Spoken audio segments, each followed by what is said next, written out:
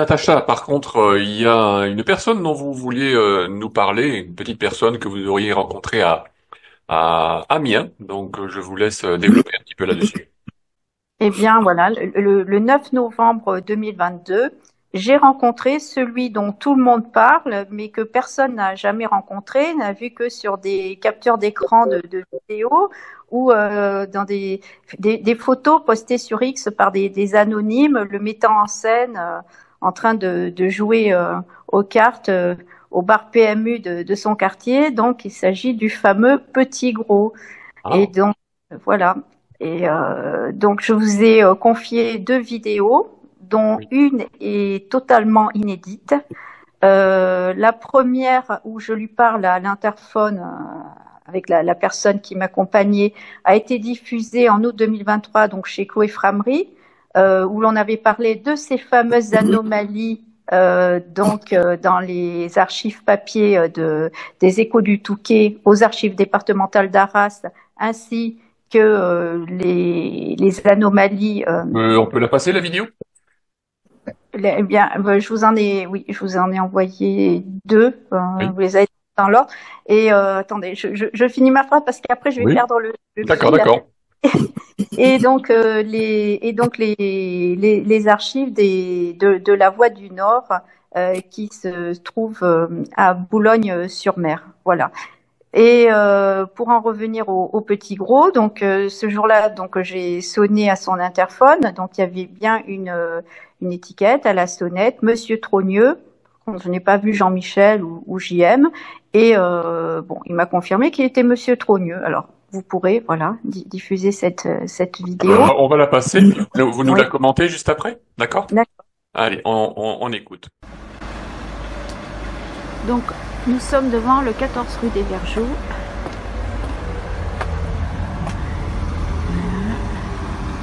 Donc je sonne.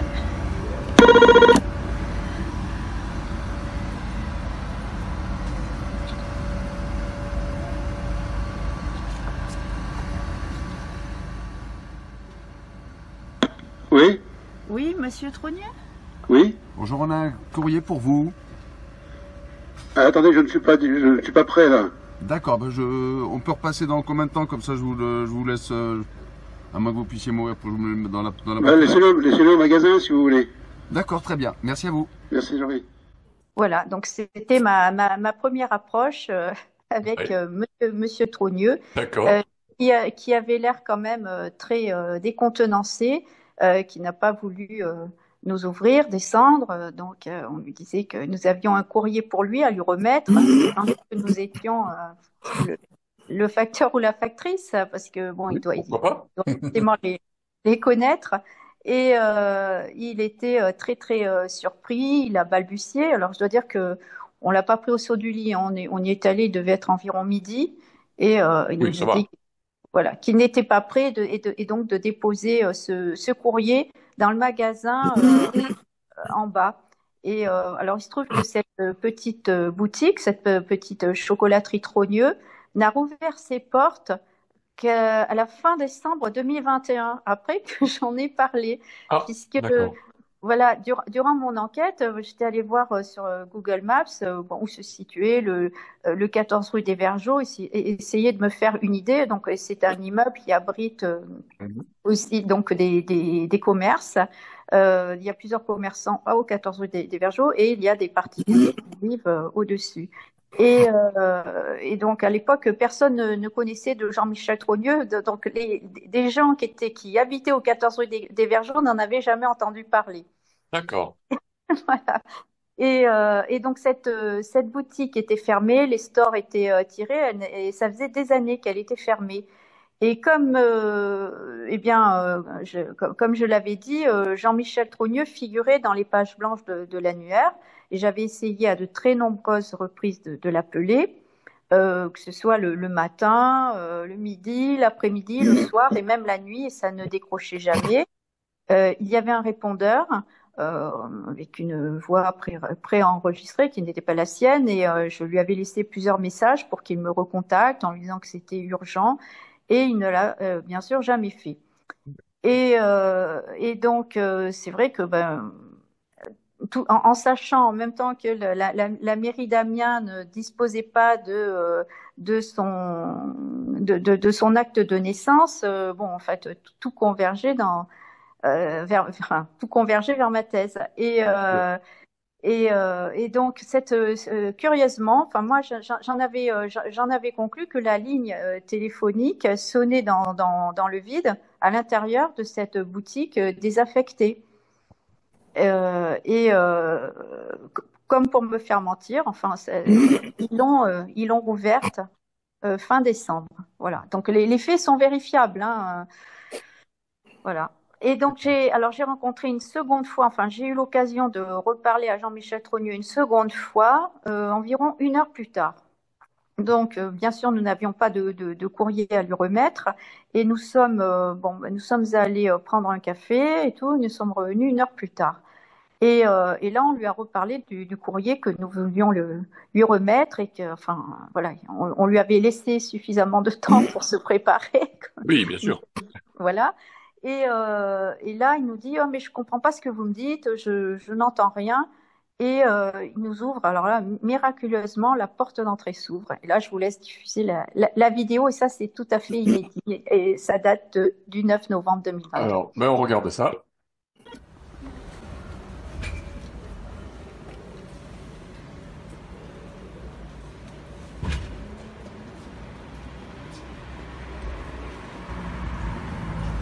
Oui, Oui, monsieur Trogneux, c'est pour une lettre à signer, s'il vous plaît. c'est pourquoi? C'est pour une lettre à signer. Non, j'ai rien compris. Est-ce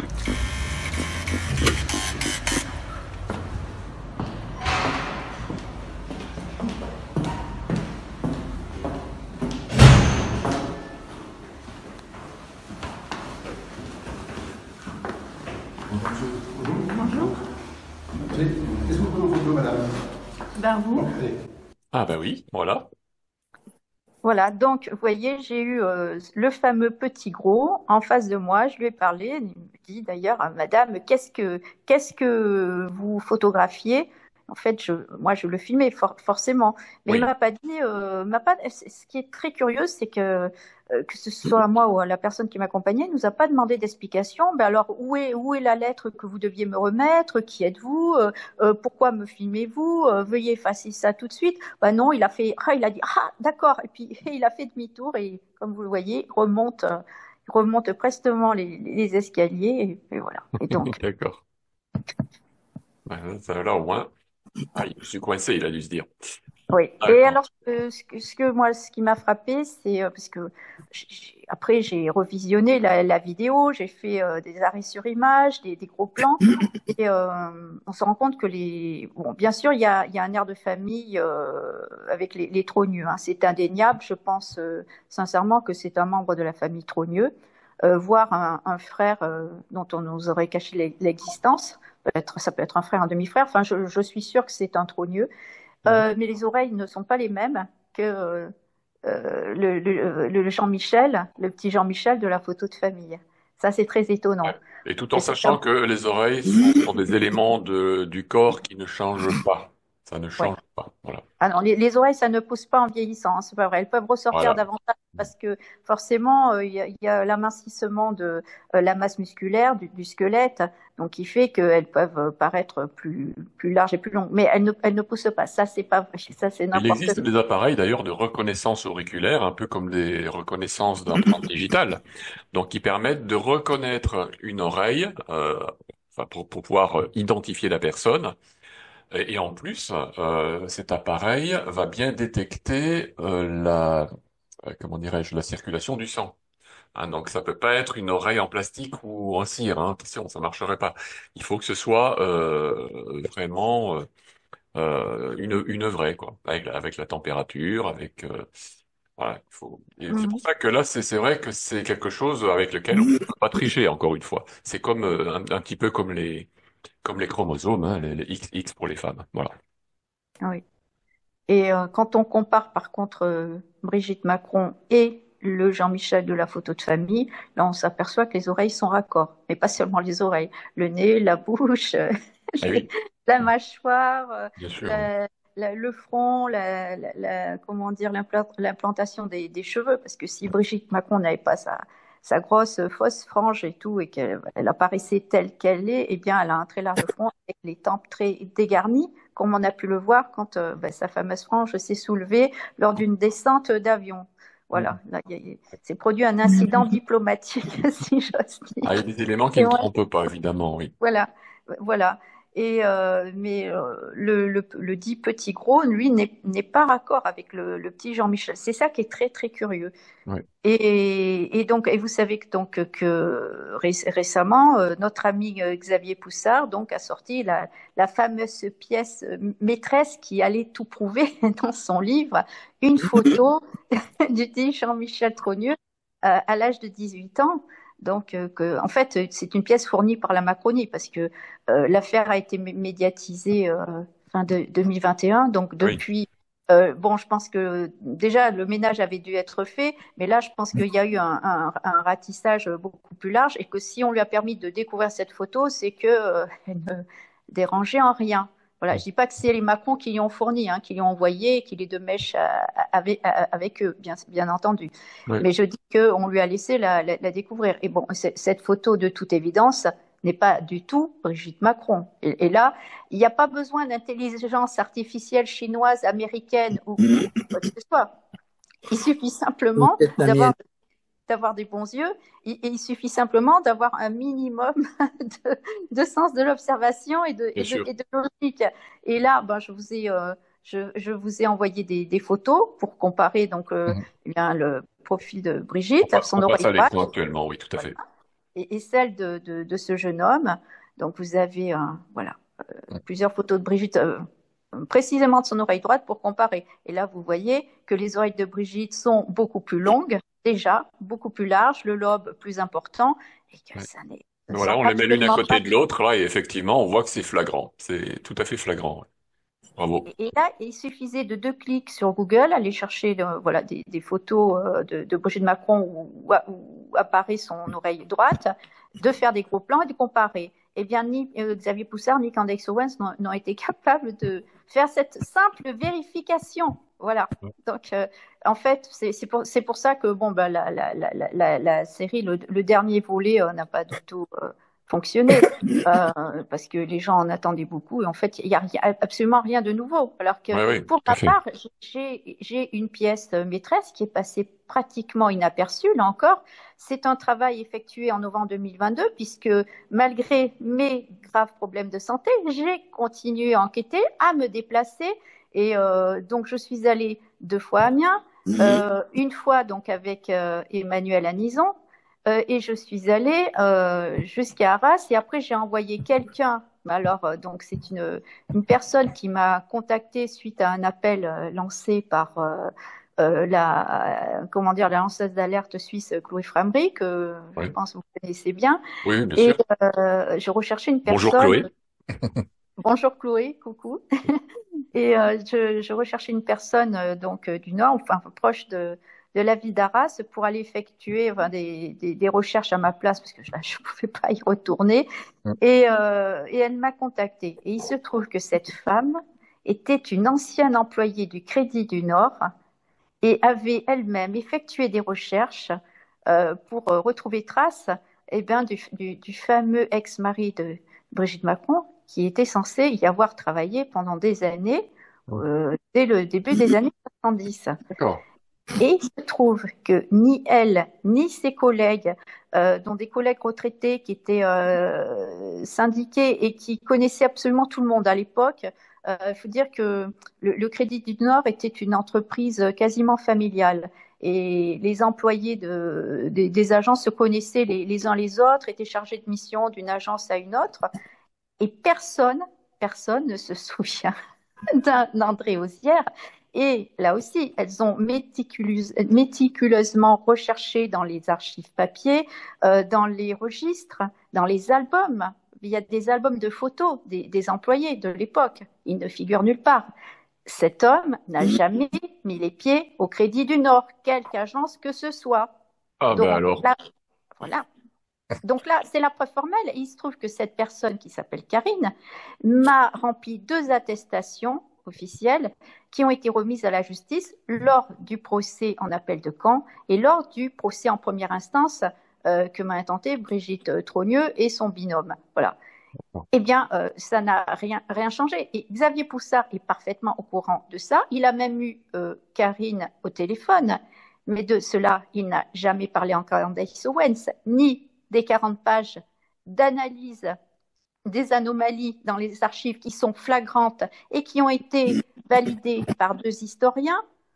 L'un du nom de Dominique Drouin, qui est un historien connu, qui a publié de nombreux ouvrages, et un autre qui s'appelle Jean-Philippe Collet, qui est, alors lui, il est au départ spécialisé du Moyen-Âge, mais comme Dominique, il a l'habitude de travailler avec les archives, et donc c'est quelqu'un qui a validé tout à fait mon travail. Donc, c'est dire si c'est sérieux. Je vous ai envoyé le PDF et je vous permets de le mettre à disposition du public. Et Ça sera fait. voilà. Et ces analyses ont été remises à la justice. C'est une pièce centrale, une pièce maîtresse que Chloé Framery m'avait permis de développer en compagnie d'ailleurs de Dominique et de Karine, qui a témoigné. Et Karine aurait plein encore de choses intéressantes à raconter, puisque sur place, elle a été fliquée. Elle a été fliquée par un certain Alain Trogneux, qui s'est rendu aux archives en même temps qu'elle. Et il se trouve qu'Alain Trogneux est un membre, un cousin de la famille, bien sûr, des Trogneux que l'on connaît, qui est historien et professeur d'histoire, et qui a été chargé, comme de bien entendu, en 1991, de numériser toutes les archives de la Somme, et pour ce faire, qui avait notamment emprunté tous les anciens courriers Picard qui se trouvaient aux archives, donc les anciens courriers Picard des années 50, 60, 70, qu'il a rendus bien des années plus tard, voilà, et qui ont été indisponibles pendant des années. Et là, on peut imaginer que toutes les falsifications ont pu être faites. Alors, moi, je n'ai pas les preuves formelles de falsification dans le courrier Picard. Par contre, j'ai les preuves formelles de falsification, de faux. Et alors là, pour le coup, on est sur du faux et usage de faux, et c'est très grave, qui se trouve aux archives départementales d'Arras et aux archives départementales de Boulogne-sur-Mer. Et chacun jugera du sérieux de ce travail. Et pas un mot de Xavier Poussard, à qui j'avais envoyé le travail, qui fait croire que depuis 2021, je me suis tourné les pouces. Alors même malade, même avec un cancer, même avec de l'arthrose, de la polyarthrite et une reconnaissance d'handicapé par la MDPH et d'autres problèmes de santé que je vais passer sous silence, j'ai fait toutes ces démarches, tous ces déplacements. Voilà.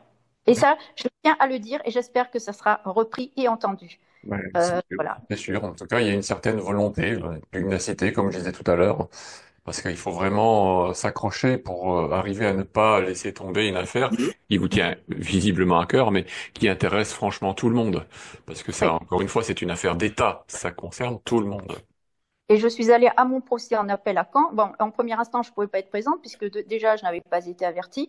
Et j'y suis allée et j'étais pas bien. Et Emmanuel Anison, qui m'accompagnait, le sait. On a fait le voyage de Paris où j'avais dû me rendre en premier, changement de gare ensuite. Et on a fait le voyage et j'ai eu la nausée pendant tout le voyage.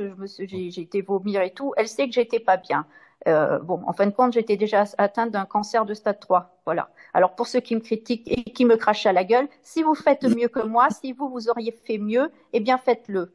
On me reproche de ne pas avoir sorti le fameux dossier qui est mon livre, de ne pas l'avoir publié. Il m'aurait valu tout de suite, ça on m'a totalement dissuadé de le faire, il m'aurait valu de nouveaux procès. Je ne peux pas parler de l'affaire dans un livre sans publier des photos et sans parler, sans nommer les personnes. Donc, j'aurais nouveau un procès de Jean-Michel Trogneux, Brigitte Trogneux, la famille Ozière, les enfants Ozière et tout le monde.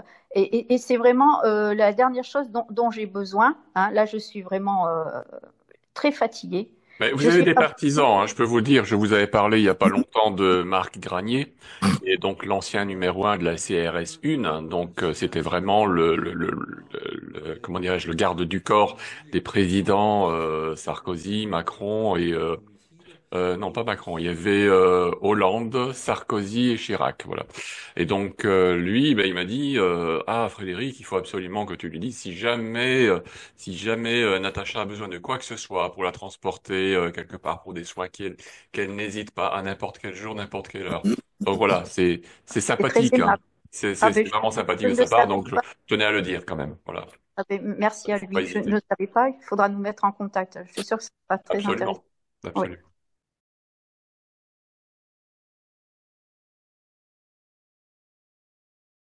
j'ai encore du travail sur le terrain à effectuer pour retrouver la, la, comment la vraie Brigitte Trogneux. Donc, il faut pas que les gens puissent me reconnaître, sinon ils vont se bloquer. C'est-à-dire que j'ai déjà des personnes à qui j'ai posé la question de savoir si elles connaissaient cette femme-là, et tout de suite les gens sentent qu'il y a quelque chose qui va pas et ils se taisent. Alors c'est le gros problème de cette enquête. D'ailleurs, tous les gens qui enquêtent sur cette histoire de Brigitte Guette sont confrontés au même problème, c'est-à-dire la difficulté d'obtenir des témoignages. Voilà. Alors, donc il y a deux sites. Le site Guerre de France, donc qui a été ouvert en 2017 suite aux attentats. Et donc, je décris ce que je considère comme une guerre qui a déjà commencé, donc avec toute l'évolution de l'armement, par exemple, qui s'est passé en Ukraine. Il y a beaucoup de documentation militaire qui peut servir aux gens qui veulent un petit peu comprendre ce que c'est qu'une guerre. En fait, il y a tous les documents que j'ai eus à l'époque. Hein. Alors, en fait, je suis pas colonel. Le colonel, c'est un surnom. C'est pas le cas. Donc, je me suis arrêté à capitaine parce que j'avais pas le temps. J'avais déjà pas mal. Donc, j'ai fait quand même 18 ans de service en tant que réserviste. Je suis resté deuxième classe, personnellement. Dans l'armée, chacun son destin. Et donc, j'ai fait des choses passionnantes. Hein. J'ai fait la cavalerie, hein, comme Monsieur Retailleau, par exemple. Donc, à Saumur. À Saumur. Oui, j'ai fait Saumur. Ça inculque un certain état d'esprit, une certaine méthode, une certaine volonté de y aller, hein, au sabre, hein, parfois. Et donc, j'ai fait le premier cuir. J'ai été versé après dans un régiment de DOT dans l'Aisne, le 45e MRI. Et quand je suis arrivé à l'endroit dans le département où j'habite, comme il n'y avait plus de régiment, j'ai été affecté à la gendarmerie. Je suis resté 6 ans. Gendarme, mais réserviste, on est bien d'accord. Voilà. Donc il y a deux sites, donc Guerre de France, hein, qui, je trouve que ça caractérise le conflit qui, pour moi, a déjà commencé, depuis les attentats en fait, hein, depuis Mera, et qui a tous les critères d'un conflit contre une si vous voulez, commencer une guerre révolutionnaire, de caractère révolutionnaire, contre des personnes qui... C'est pas une guerre civile, c'est une guerre classique. Et donc, il y a un deuxième site qui est Action Patriote, donc action-patriote.fr, qui regroupe donc tous les conseils en cas de conflit pour les gens. Donc il y a des choses survivalistes, des choses à respecter, et deux dossiers. Donc le dossier l'insolvable qui concerne le compte de campagne de 2017 de Macron. Donc actuellement c'est bloqué au parquet national financier puisque Macron ne peut pas être convoqué par les juges. Il faut attendre qu'il soit plus président comme ça. Exact. C'est à peu près le même cas que Sarkozy. Hein. Et donc le dossier Brigitte Guette où ce qui nous préoccupe aujourd'hui. Chronologiquement, si vous voulez, c'est classé en sens inverse. Je reprends tout ce qui permet de faire progresser l'enquête et surtout bien que les gens comprennent ce qui se passe réellement parce que c'est extrêmement compliqué. Vous avez par exemple le dossier Précibus qui fonctionne en sens inverse, mais qui est vraiment très vaste et qui permet de comprendre exactement la situation. Voilà. Voilà, donc en tout cas, il est... oui, c'est ça. C'est-à-dire que je vois pas ce qui peut l'empêcher de continuer son mandat jusqu'en 2027, voire s'arranger, puisque par exemple Philippot en a parlé, s'arranger pour qu'il n'y ait pas d'élection, un petit peu comme Zelensky, parce que Zelensky aurait dû être réélu, hein. Enfin, aurait dû se représenter aux élections. En tout cas, il ne devrait pas être président aujourd'hui. Hein. Oui, il y a une constitution. Ouais. Voilà. Donc, et je considère, compte tenu de tout ce qu'on sait maintenant du couple Macron, hein, parce que le problème, c'est le couple. C'est pas vraiment uniquement Emmanuel Macron. Pour moi. Ah oui, pour vous, Brigitte Macron, c'est Brigitte Macron qui dirige la France, ou presque. Il suffit de voir les événements qui succèdent les uns après les autres. Hein. La fête de la musique, dès 2017. La cérémonie des JO, 2024. Tout ce qui se passe actuellement à l'éducation nationale avec l'apprentissage de la sexualité, etc. Invraisemblable. Donc ça, c'est Brigitte. Hein. Enfin, le personnage qui se fait appeler Brigitte Macron. Hein. Faut être précis. Voilà. Alors, donc, comme je m'intéresse à cette affaire, il se trouve que bon, je réside où je vais en week-end en Normandie, et donc je me suis intéressé un jour au procès de Jean-Louis Auzière et Catherine Audoin, donc son épouse, contre Amandine Roy et puis Natacha Ray, qui s'est déroulé à Lisieux. Hein, ça s'est très mal passé puisque les avocats étaient pas au courant, ni les deux prévenus. Elles ont finalement été condamnées. Donc il y a des articles dans le journal que j'avais fournis à Xavier Poussard à l'époque. Hein. Et donc, puis un jour, je sais pas le hasard, une intuition, si vous voulez, j'ai tapé Auzière Côte-Fleurie, puisque le journal Le Pays d'Auge avait marqué qu'il résidait sur la Côte-Fleurie. Et je suis tombé sur la page Facebook de Catherine Audoin, donc l'épouse de Jean-Louis Auzière. D'ailleurs, je suis pas le seul à y être allé, hein, puisque Natacha Ray avait fait le tour de cette page Facebook. Et alors, c'est toujours en ligne, hein, d'ailleurs. Et il y a une chose qui m'a intrigué, c'est la différence de qualité entre les dessins du chien Bimbo, hein, puisque Catherine Audoin avait un chien qui s'appelait Bimbo, qui est décédé et ça l'a beaucoup affecté apparemment. Et donc ces images un petit peu désuètes, un petit peu naïves, des petits dessins, si vous voulez, et deux tableaux, donc un tableau Honfleur qui représente le port et un autre tableau qui représente des réservoirs aux États-Unis. Qui sont pour moi très très médiocres, et par contraste des tableaux d'excellente qualité avec un style, un essuyage, des taches de peinture, de couleur. Ça doit être assez difficile à faire. Il faut vraiment être technicien, plus des pastels. Alors moi, qu'est-ce qu'il y a sur ces tableaux là qui sont de belle facture par rapport aux vieilles croûtes? C'est des portraits. Des portraits de qui? Ça, j'en sais rien. Mais pourquoi ça vous a interpellé par rapport à l'affaire Brigitte alors? Intrigué, c'est la différence de qualité. C'est tout? Ah oui, c'est ça. Et alors, le problème, c'est que ces tableaux sont signés Auzière. Aussi, mais pas de la même façon.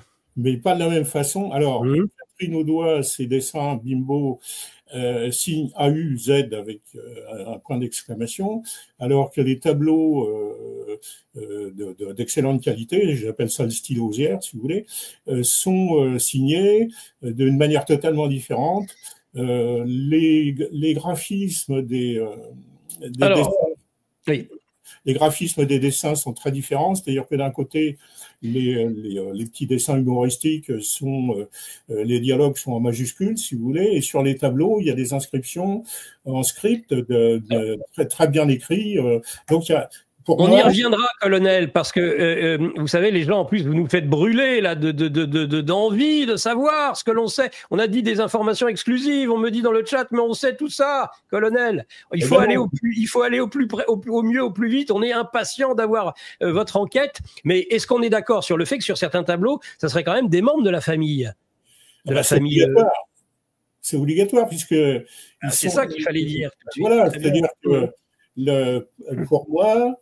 Il y a deux personnes différentes qui ont fait les dessins et les deux tableaux que je vais dire médiocres, hein, pour éviter les procès, et donc les autres tableaux qui sont d'excellente qualité. C'est vraiment voilà, à tel point que en fait Jean-Louis Auzière avait ouvert une société à l'époque, Tosca. Il avait ouvert un magasin parce qu'il y a beaucoup il y a beaucoup de galeries à Honfleur. Il habitait Honfleur, hein. Ça se passe dans ce coin-là. Hein. Il avait ouvert une galerie probablement pour vendre ses tableaux de bonne qualité. Parce que les Très bien, alors on n'en dira pas plus, hein, parce qu'on sait que Jean-Louis Auzière a le porter plainte, il dégaine facile. Je porte plainte. Donc on fait attention avec l'ami Jean-Louis Auzière. Donc en effet, on en reparlera, on refera des émissions dessus. Donc en tout cas, vous êtes sur ce dossier, mais vous êtes sur un autre dossier. Comme vous ne lâchez pas, vous êtes arrivé à des conclusions. Donc on va lancer maintenant vraiment le dossier je suis désolé, entre guillemets, vous savez, ils font tous comme ça, entre guillemets, nous allons parler du petit gros. Sur la trace du petit gros. Pouvez-vous, et on va très rapidement, donc ce petit gros, moi je vous introduis tout de suite sur le sujet, 2017-2022, tous les corps constitués, évidemment c'est important, c'est la cérémonie d'investiture du monsieur le président de la République, c'est Emmanuel Macron, et tout le monde est au garde à vous, on a même les sages du Conseil constitutionnel, c'est du sérieux, ça ne rigole pas, et il y a dans la foule quelqu'un qui sera présenté ensuite comme notre fameux petit gros, qui ne serait autre que Jean-Michel Trogneux, scrogneux de Trogneux. Mais si c'est Jean-Michel Trogneux, qu'est-ce que vous nous embêtez avec Brigitte Macron, qui serait autre chose que Brigitte Macron? Et donc, c'est l'alibi immédiat, c'est la solution la plus facile. Vous êtes en train de dire que Brigitte Macron, c'est Jean-Michel Trogneux, mais non, Jean-Michel Trogneux a assisté aux cérémonies. Est-ce qu'on peut peut-être voir déjà les premières photos, justement, montrons ce bel amour entre un frère et une sœur, pour qu'on puisse tout de suite planter le décor. Oh, bah voilà, regardez-moi ça. Si ça, c'est pas de l'amour, c'est pas un frère et une sœur, ça peut-être, monsieur le colonel Napoléon de Guerlas? Expliquez-nous un petit peu. Oui, donc ça, c'est une photo. Alors, pour moi, elle a été trafiquée. Parce que quand on regarde bien l'épaule de Brigitte, donc l'épaule droite, elle a sa main sur l'épaule droite du petit gros.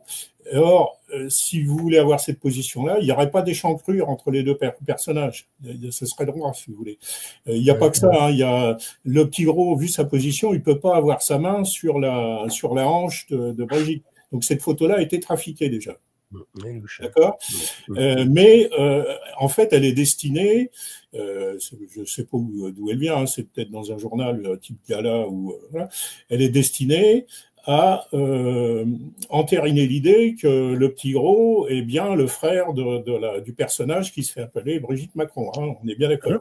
Donc ça c'est officialiser le fait que ce monsieur, par ailleurs apparemment sympathique, est bien le frère de Brigitte Trogneux. Hein. Donc là, alors, est-ce qu'on a d'autres images de ce bel amour que je n'ose appeler fraternel, parce qu'on va tout de suite m'accuser de dire que Brigitte Macron est un homme, si c'est fraternel.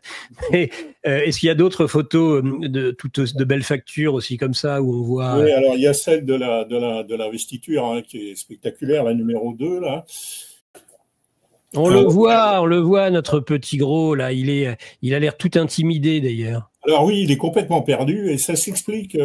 Alors quand on va passer à la suite, là, ça s'explique parce que le bistrot, le Nemrod, c'est plutôt son milieu avec ses copains. Vous voyez, c'est des Français moyens, alors que lui, il se retrouve plongé dans les ors de la République là. Ah oui.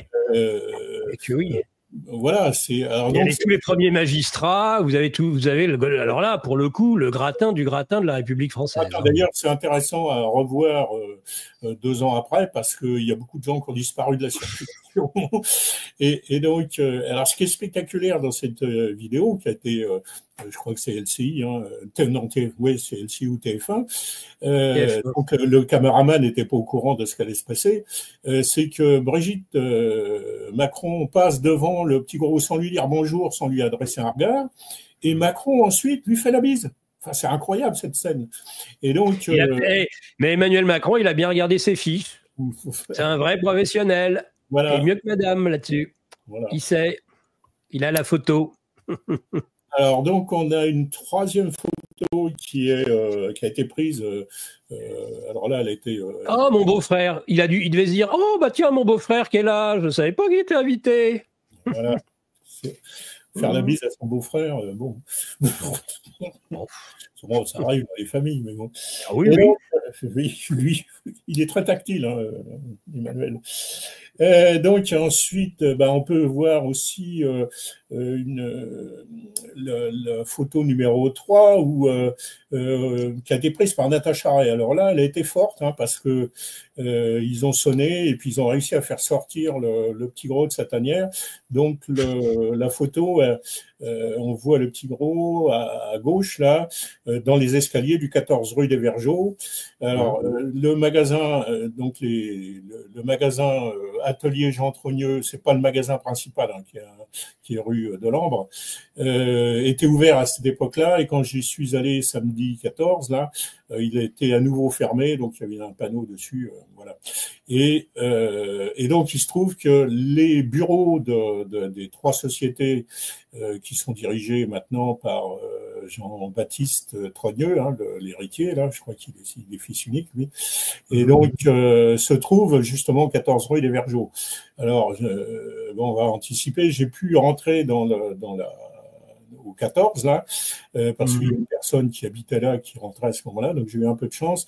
Et effectivement, il y a une boîte aux lettres. Alors, il y a le nom Trogneux sur les sonnettes, et il y a une boîte aux lettres qui a été refaite d'ailleurs, hein, parce que au début, les premières photos de la fameuse boîte aux lettres, elle était posée sur quelque chose dans l'entrée là, tandis que maintenant, c'est des boîtes aux lettres neuves qui ont été et donc, il y a des boîtes aux lettres de Jean-Michel Trogneux, et une boîte aux lettres pour les 3 sociétés des Trogneux. Donc, tout va bien.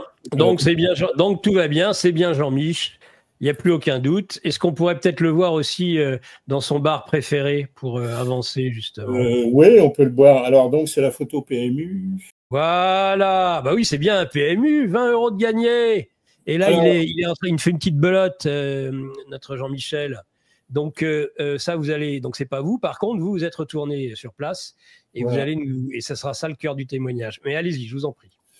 Alors oui, donc cette photo-là, c'est très bizarre puisqu'elle est parue sur un compte Facebook australien.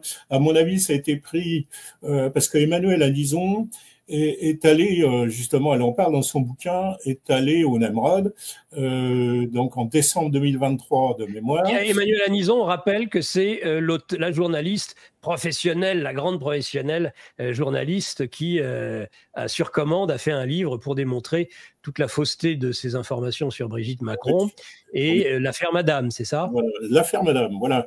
Et alors donc, alors je sais pas qui a pris cette photo, je pense que c'est Madame Anison, quelqu'un qui est venu avec elle.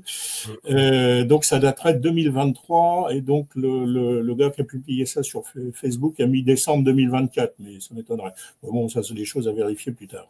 Peu importe. Donc on voit notre petit gros. Alors le problème, c'est qu'on ne savait pas au départ où ça a été pris, et donc grâce aux images de Facebook et puis le témoignage d'une personne que je remercie là, qui m'a indiqué que c'était le bon bistrot, le Nemrod.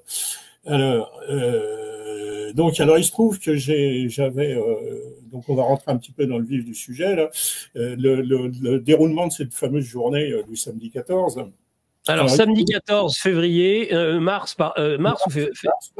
samedi 14 mars, colonel Naplan-Gerlas part à Amiens, c'est ça? Alors, je n'allais pas à Amiens. Vous alliez vous acheter quelques chocolats à la non, c'est pas ça du tout. Vous êtes un fin gourmand. Voilà.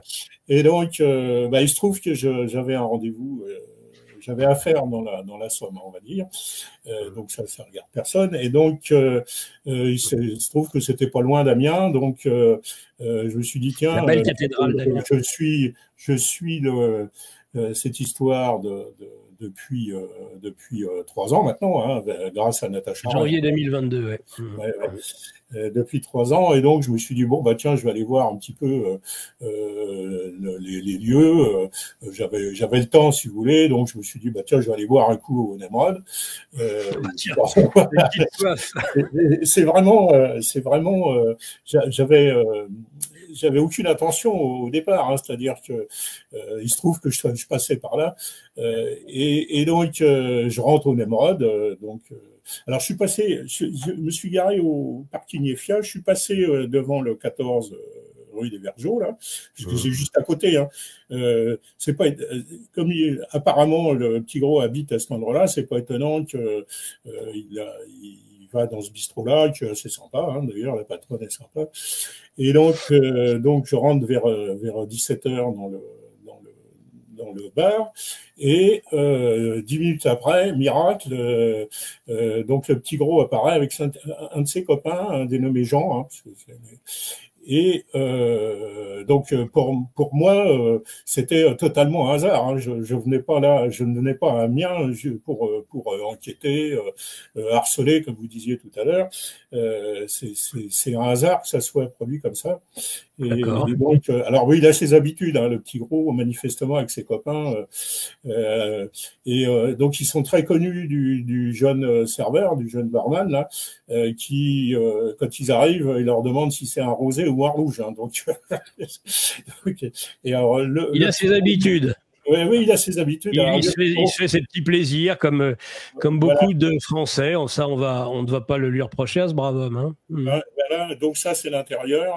Donc la scène. Qu'est-ce que vous avez bu, mon cher colonel, dans le... J'ai bu une première bière triple, excellente d'ailleurs, locale. Hein, je me souviens du nom. C'est fort, ça. Attention. Hein. Oui, mais enfin, ça a duré 1h30. Donc, puis après, bon, j'ai fait de la marche à pied, etc. Donc, pendant ce temps-là, le petit gros et ses copains, ils se sont enfilés deux rosés. Hein. Et il était 17h, hein, vous voyez. Donc, voilà. Et donc, ils se sont mis... Alors, donc, il y en a deux qui sont arrivés, qu'on rejoint un troisième qui était déjà là, l'homme aux lunettes, que je pense qu'il se trouve sur la photo où ils sont en train de jouer aux cartes, là. Mais bon, comme c'est flouté, j'ai pas la photo originale, donc voilà. Et lui, il était en train de boire de la bière, hein, et il joue au PMU. Hein. Alors, c'est un bar PMU, c'est assez sympa, hein, parce qu'il y a quelqu'un, je sais plus qui a dit que le bar était miteux. Moi, je trouvais bar français tout à fait traditionnel. Donc il y a des turfistes, etc. Donc il y a un petit peu de bruit quand même, il y a des conversations, et puis en plus il y a la télé qui fonctionne parce que il y a les courses de chevaux. Donc c'est les 11 zitrone de service qui perturbent un peu l'audition. Et donc il s'assoit à côté de... Alors moi j'étais juste sur cette photo-là, j'étais juste sur la table qui se trouve à gauche. Mais je me suis mis là un petit peu par hasard, hein, c'est bon, voilà. Et donc, le petit gros et ses copains, ils étaient juste à côté de moi, donc j'ai pu écouter ce qui se passait. S'ils n'avaient pas envie qu'on écoute ce qu'ils racontent, ils auraient parlé d'autre chose, quoi. Hein. Donc, pour moi, c'est trois Français moyens, donc ceux que les Hollande appelait les sans-dents, ceux que Macron appelle les illettrés, les alcooliques. Hein. Voilà. Et pour moi, c'est des types normaux. Qui ne sont rien. Voilà, les sans rien, enfin ceux qui. Les gens qui ne sont rien, c'est ce qu'il a dit. Voilà, ils sont rien, voilà. Alors, il se trouve que les piliers de bistrot, ils se mettent toujours au même endroit. Donc effectivement, ils étaient à cette table-là. Vous voyez, exactement celle-là. Donc il y a un troisième personnage qui arrive. Et alors donc après, bon, je vous passe les détails puisqu'il y a j'ai mis en ligne sur Gare de France, puis plus tard sur Action Patriote le dossier que je vous ai envoyé. Hein, donc l'ensemble du déroulé de cette enquête, évidemment, seront sur les sites à la fois du colonel et sur Pressibus. Voilà. Et alors donc c'est des Français moyens. Hein. Alors, il y a un contraste, c'est-à-dire que Jean-Michel Trogneux a été élevé dans une famille bourgeoise, hein, d'Amiens, hein, c'est quasiment grand bourgeois, hein, puisque... donc, on n'y est pas, là. Hein. Voilà. Et en plus, si on suit ses pérégrinations à Paris du temps où il était sur Citer, la fameuse école d'ingénieurs STP, là, il menait une vie parisienne assez débridée, on va dire, hein, pour pas. Et donc il fréquentait, alors certains disent qu'il fréquentait les Rothschild, etc. à l'époque. Donc il y a un contraste total entre ce monsieur-là et puis quelqu'un qui a fréquenté les milieux parisiens, plus ou moins interlopes. Et du monde Rothschild, et c'est vrai qu'on l'imagine mal. On imagine mal cet individu. Hein, voilà. Donc alors, dans le dossier, j'ai décrit les personnages alors, je les ai pas photographiés, hein. D'abord, on n'a pas le droit. Et puis ensuite. Vous avez bien fait. Oui. Et puis, par contre, s'il faut les reconnaître, comme la patronne les connaît très bien, et puis le serveur les connaît très bien, comme ils ont leurs habitudes, il y a des gens qui sont venus leur dire bonjour. Alors, le problème, le premier détail, c'est que l'homme à lunettes qui était déjà là, quand le petit gros est arrivé, il lui a dit bonjour Henri. Ah bah alors il s'appelle Jean-Mich ou Henri, c'est qui ça? Et plus tard, il y a un jeune qui est arrivé, qui lui a dit bonjour Jean-Michel. Donc, alors effectivement, c'est plausible dans le sens où s'il faut qu'il tienne le rôle de Jean-Michel, il a dû être présenté à beaucoup de gens comme Jean-Michel, mais là, il avait affaire à ses copains, c'est vraiment ses copains intimes. Donc, s'il y en a un qui l'appelle Henri, alors faudrait leur poser la question de savoir. Et donc, ce prénom Henri va peut-être pouvoir nous servir à confirmer une autre hypothèse de quelqu'un qui est en train de rechercher effectivement le vrai, quel est le vrai nom du petit de ce monsieur. Quel est le vrai nom de ce monsieur, hein, voilà. Alors moi, je le trouve sympathique. Hein, bon. Alors, le détail qui tue, c'est qu'au bout d'un moment, il a à 3 reprises, il a invité ses copains, donc il a 3 conversations avec 3 personnes différentes, à son anniversaire le 15 juin. Alors, je fête mon anniversaire le 15 juin. Alors, ça ne veut pas dire qu'il est né un 15 juin, mais aux alentours. Et donc, oui, alors que Jean-Michel Trogneux, le vrai, est né un 27 février. Donc, on ne fête pas ses soi-disant 80 ans, hein, puisque Jean-Michel Trogneux est né en 1945. On ne fête pas ses 80 ans, 4 mois après, pendant l'été. Voilà, c'est stupide. Alors, autre détail, je fête mon anniversaire chez ma sœur, qui habite à la campagne, en dehors de la ville d'Amiens, à quelques kilomètres. Alors, j'ai entendu 40, mais bon, il y a une anomalie. Donc, on verra. Et donc, chez sa sœur, mais le problème de Jean-Michel Trogneux, c'est qu'il a eu 4 sœurs, dont une qui est décédée. Et donc, la plus vieille a 93 ans, là. Elle est mariée avec un industriel. Attendez, vous dites 4 sœurs dont une décédée, ça c'est une hypothèse. Ah non, bah non, c'est Véronique, je ne sais plus laquelle. D'accord, il y a bien une d'accord, excusez-moi. Si vous allez sur le Généanet, etc., vous allez voir qu'elle est décédée. Et donc, ce qui a beaucoup affecté, paraît-il, Brigitte. Et donc, on peut comprendre. Donc, il y a 2 sœurs, dont une s'est mariée avec un industriel, donc elle a 93 ans. La deuxième est mariée avec monsieur Guedel, concessionnaire automobile, là. Voilà. Et la troisième, c'est Brigitte. Donc, quand quelqu'un dit je vais fêter mon anniversaire chez ma sœur, il aurait dû dire une de mes sœurs. D'accord? Eh bien oui. Oui. Donc voilà. Alors donc la cohérence de date entre la date de naissance officielle de Jean-Michel Trogneux et ce que nous raconte le petit gros, c'est complètement incohérent. Donc c'est pas lui, hein, voilà. Alors j'ai pu l'observer quand même. Alors on me dit que bon, les oreilles ça peut se modifier au fur et à mesure du temps, mais entre les oreilles de chou-fleur de Jean-Michel Trogneux sur les photos de jeunesse, hein, on est bien d'accord, hein, puisqu'on n'a pas d'autres photos après. Et puis celle du petit gros, puis elle ressemble pas du tout. Enfin, moi, ça n'a rien à voir. Voilà. Voilà. Bon. Et alors un autre détail. À un moment, il dit à ses copains là qu'il a 6 petits enfants. Voilà. Oui. Donc de 14 ans à 1 an. Ou 2 ans. Hein.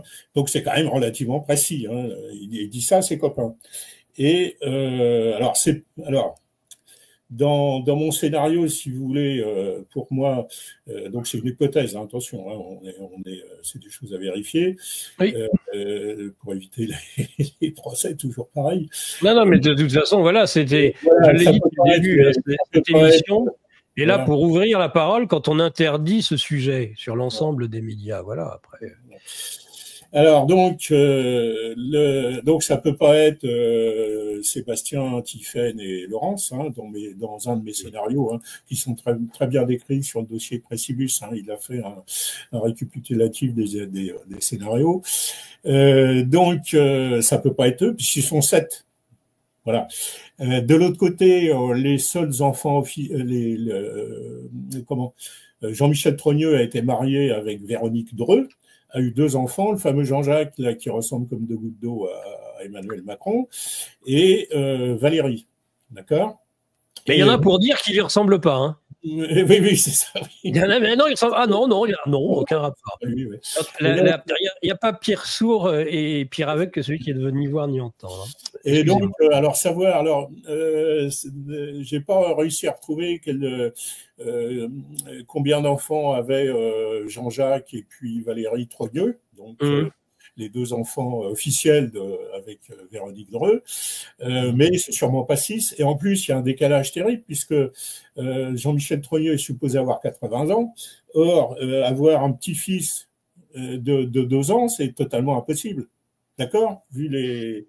C'est pas impossible avec des hommes, mais c'est hautement compliqué. C'est pas impossible avec des décalages de 20 ans ou 30 ans. Avec des hommes, non, avec des femmes, c'est impossible, mais... Voilà. Avec les femmes, c'est impossible. À 80 ans même. Hein. Voilà. Donc là, il y a aussi une incohérence. Voilà. Et voilà, donc il est supposé avoir 80 ans. Voilà. Alors, autre détail, ses copains, il y a 2 de ses copains qui ont demandé 2 fois les nouvelles du magasin. Alors, il a répondu, le magasin, ça va. Donc, alors effectivement, c'est quelqu'un qui s'intéresse au magasin ou qui y travaille. Alors, si là, pour moi... Donc, d'après vous, le magasin, ça serait la chocolaterie? C'est la chocolaterie, oui, le magasin, mais c'est la chocolaterie. Forcément, il habite quand même un appartement au-dessus des bureaux des trois sociétés. Hein. Donc, il y a tous les administratifs doivent travailler au 14 rue des Vergeaux. Hein. Alors ça, bon, c'est pas des trucs à vérifier parce qu'on risque justement d'avoir des problèmes de harcèlement. Faut faire attention. Et donc voilà. Alors donc, il est au courant de ce qui se passe. Alors peut-être parce que il a des relations avec les gens qui travaillent justement au 14 rue des Vergeaux en tant que voisin. Ou alors parce qu'il connaît bien le magasin et puis le dirigeant Jean-Baptiste Trogneux là qui a repris les rênes de cette grosse société quand même, parce qu'ils sont 40 à 60 personnes. 60 ça doit être pendant les fêtes en décembre. Hein. Voilà. Bien sûr. Voilà. Et alors donc au début, je pensais que c'était peut-être un actionnaire, voilà. Et a priori, en fait, c'est très très familial, c'est-à-dire tout est entre les mains de Jean-Baptiste Trogneux. Voilà. Et donc, mais donc l'information capitale, c'est quand même le 15 juin. Et le contraste avec le 11 février 1945, qui est la date de naissance. On rappelle que le 15 juin, le plus éminent, je n'ose donner son nom, de nos brigittologues, ou l'un des plus éminents, pour essayer de brouiller les pistes, eh bien ce 15 juin, cette date l'intéresse pour identifier justement formellement ce monsieur. Le prénom de ce monsieur. Voilà. Alors donc, si on me contredit, c'est-à-dire que bon, évidemment, c'est un témoin. Alors, j'ai pas fait l'enregistrement. Hein. Si on me contredit sur ce que je raconte, bon, il suffit de me convoquer puis de me confronter avec les 3 copains, avec la patronne du bistrot, avec le serveur, etc.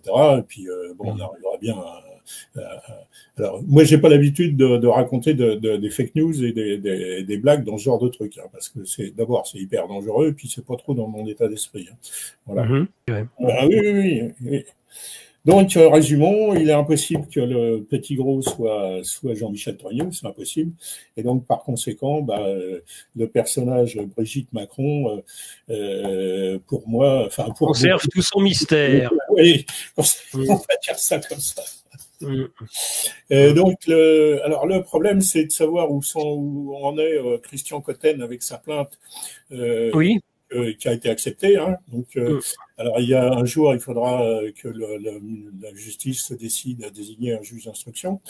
Et alors, toute la difficulté qu'on a tous, que ce soit Alain Berrand, Labosse, Xavier Poussard et moi-même, plus d'autres, toute la difficulté, c'est qu'on doit rester dans le cadre légal, sauf voilà, et donc on n'a pas les moyens d'investigation. Moi, avec tous les éléments qu'on a tous pour retrouver le vrai nom du petit gros, un enquêteur un petit peu malin, ça va lui prendre 2 jours. Et quoi, avec tous les éléments que j'ai sur les personnes qui ont signé la personne qui a signé les tableaux Osières, c'est pareil, en une journée, le problème est réglé. Hein. C'est très facile, avec tous les éléments qu'on a, il suffit de convoquer les gens et puis leur poser des questions. Hein.